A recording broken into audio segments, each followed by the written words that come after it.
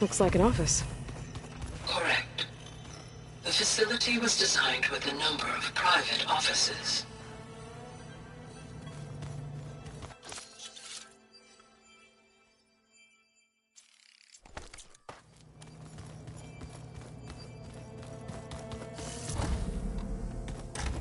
Where have I seen this before?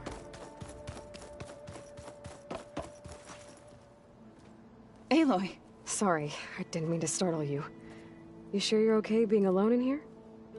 I have Gaia, and learning how to interpret the glyphs of the old ones, it keeps me occupied. Have you gone back to Plainsong at all? I thought about it, but I wouldn't know what to tell them. The chorus already thinks me a thorn in the thicket. If they knew what we did to Fa, even if they understood, there'd be little they could grasp about all this. No. For now, I must leave the tribe behind.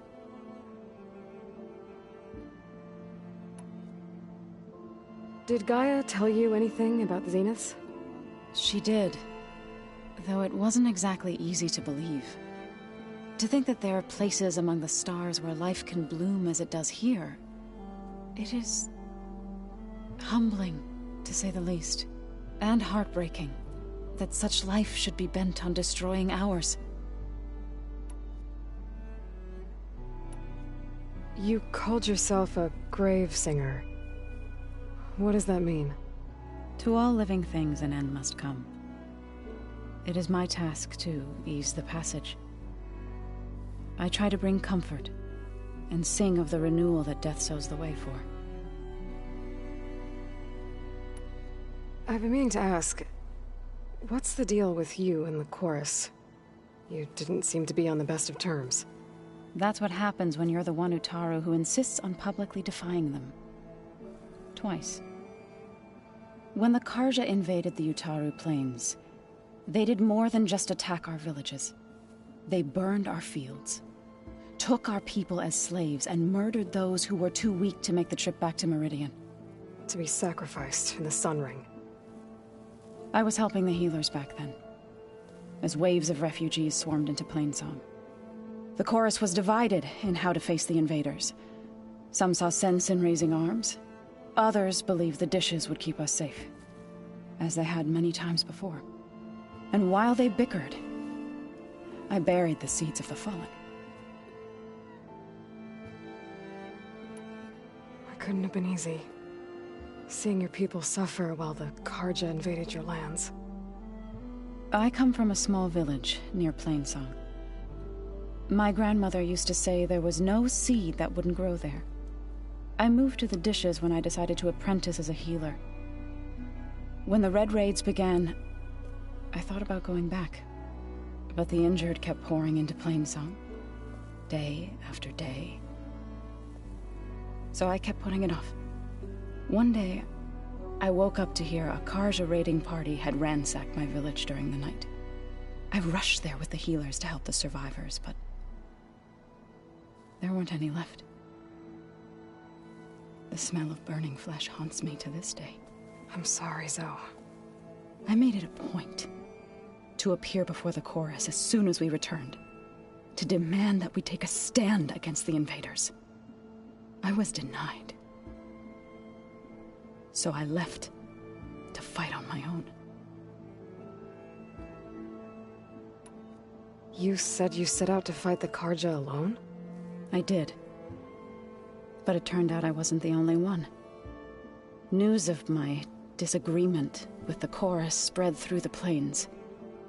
Before I knew it, I had more than a dozen Utaru warriors ready to follow me into battle. We knew we couldn't take on the Carja armies head-on, but we also knew the lay of the land better than they did. We ambushed smaller raiding parties, sabotaged their supply lines, and hit their encampments at night. Sounds like you were a force to be reckoned with. Enough that the Tenakth took notice. When the clans began to push the Carja back east, they let us join their ranks. We chased the enemy all the way to Barren Light. You said you were at Barren Light when the Tenakth defeated the Carja? Tenakth marshals climbed the cliffs of the Daunt under cover of night. then attacked from the other side. Before we knew it, the gates were open, and the full force of the clans burst through. What happened next was not something I like to remember. When all the dust and blood settled, I smelled it again.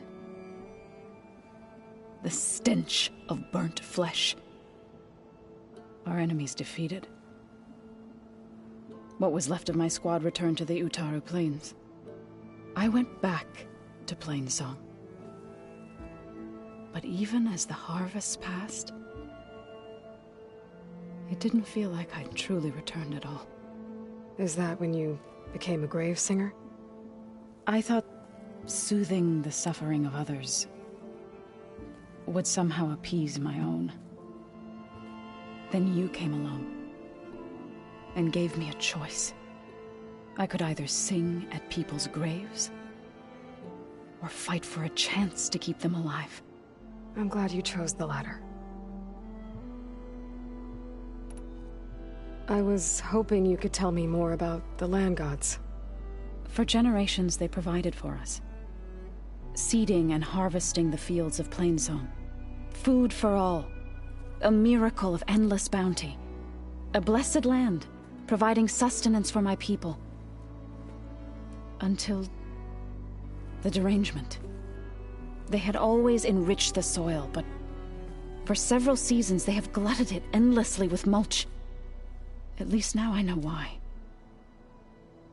The repair bay below was meant to renew them. Without it, they became sick. That is why I must find a way to heal them before my people starve.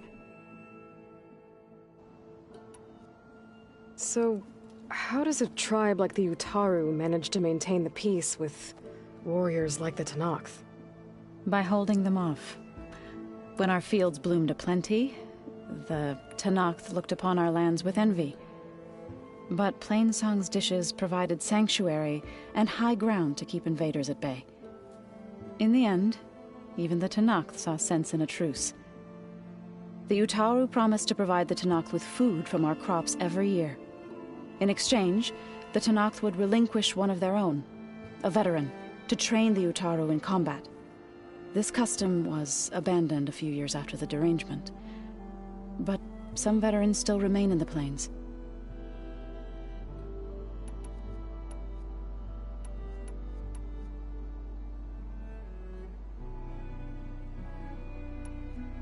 So you've been talking to Gaia? Yes. She was kind enough to take me through some of the history of the Old Ones, including their demise and the heroic actions of her creator, Elizabeth Sobek. I was surprised to see she was you. Past, but reborn? Not that I claim to understand how. You mentioned you've been teaching yourself how to read? Yes. Gaia was kind enough to put together a list of glyphs used by the Old Ones. She helped me decipher some of the data you've collected, and showed me how to use the focus to help the process. It's not easy, but it's been working so far. That's good to hear.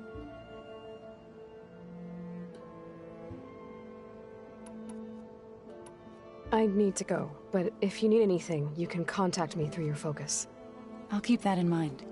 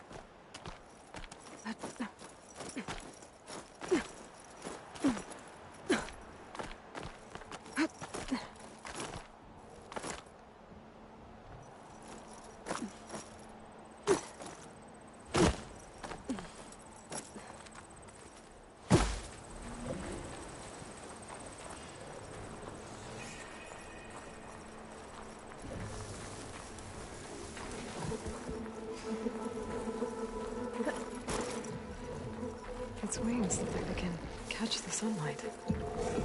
Probably a fast flyer, too.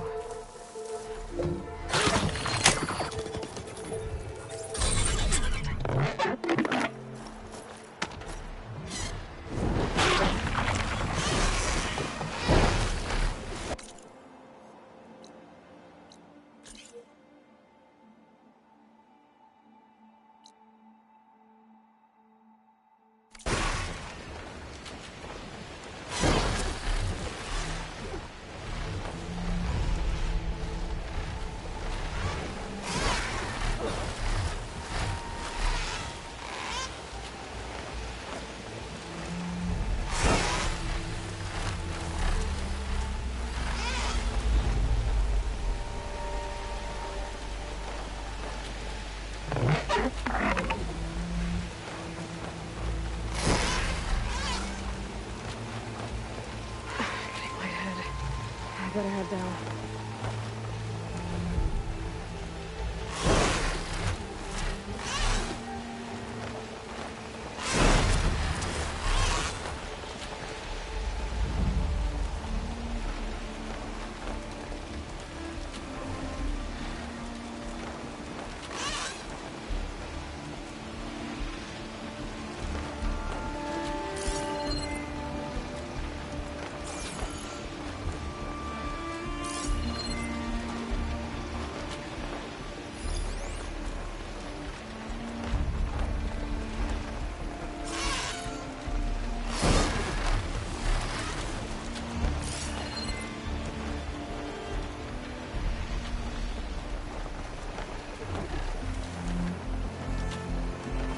A lot of acid to bring it down.